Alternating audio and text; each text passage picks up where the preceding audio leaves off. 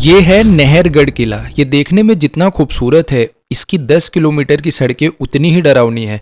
अगर आप दुनिया के किसी भी खतरनाक रोड पे अपनी बाइक लेके गए हो तो एक बार यहाँ पे जरूर आना, क्योंकि अगर ये 10 किलोमीटर की सड़क आप अच्छे से पार कर लिए तो आपको एक हैवी ड्राइवर माना जाएगा। जब मैं पहली बार रात को नहरगढ़ किला विजिट करने गया तो मेरे रोंगटे खड़े हो गए, क्योंकि ये जितना खूबसूरत है रात में उतना ही डरावना बन जाता है। और उससे भी ज़्यादा खतरनाक बात यह है कि इसकी 10,000 फीट की ऊंचाई जो है वो आपको एकदम सीधे सीधे देखने को मिलेगी। मतलब अगर बाइक एक बार वहाँ से फिसली तो डायरेक्ट ज़मीन पे आके गिर जाएगी और आपको पता भी नहीं चलेगा कि आप कहाँ गिरे। अंधेरे में जैसे जैसे मैं किले की तरफ बढ़ रहा था वैसे वैसे मेरे गाड़ी के ऊपर प्रेशर बढ़ रहा था। ऐसा लग रहा था कि गाड़ी जैसे नीचे की ओर चली आ रही थी, क्योंकि गाड़ी को मैं पहली गियर में लेके जा रहा था फिर भी गाड़ी ऊपर नहीं जा पा रही थी। आधे रास्ते जाने के बाद मेरी हिम्मत नहीं हुई कि मैं ऊपर चले जाऊं, क्योंकि रात का अंधेरा और चारों तरफ एक भी आदमी नहीं था। मैं आधे रास्ते खड़ा हुआ और वहीं से मैं फोटो शूट करके और वापस चले आया और दूसरे दिन प्लान किया कि दिन में जाऊंगा नहरगढ़ किला देखने।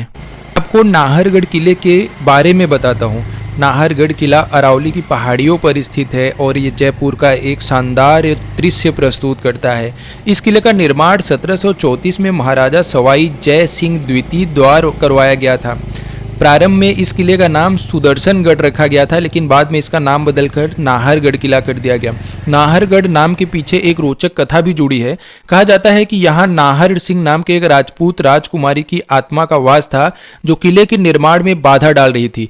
उन्हीं की आत्मा के शांति के लिए इसका नाम नाहरगढ़ किला पड़ा। यह किला आमेर किला और जयगढ़ किले के साथ मिलकर जयपुर की सुरक्षा के लिए बनाया गया था। हालांकि इस किले पर कभी भी प्रत्यक्ष रूप से कोई हमला नहीं किया था। जब मैं दूसरे दिन नाहरगढ़ किला देखने गया, चढ़ते समय तो कैसे चढ़ गए, लेकिन उतरते समय जो दृश्य आपको देखने मिलेंगे ना, क्योंकि वहां से डायरेक्ट पूरा जयपुर सिटी दिखती है, और जब आप उतरने वाले होंगे जैसे जैसे उतरेंगे आपको देख के एकदम रोंगटे खड़े होंगे कि अगर थोड़ी सी भी आपकी बाइक फिसली या तो थोड़ा सा भी आपका बैलेंस गड़बड़ हुआ तो आप अगर पहाड़ी से नीचे गिरे तो फिर आपकी मौत निश्चित है। आप ये एक छोटी सी वीडियो देखो, उतरते समय का मैंने क्लिप लिया है, कितना खतरनाक दृश्य दिख रहा है जब आप वहां से नीचे उतर रहे हैं।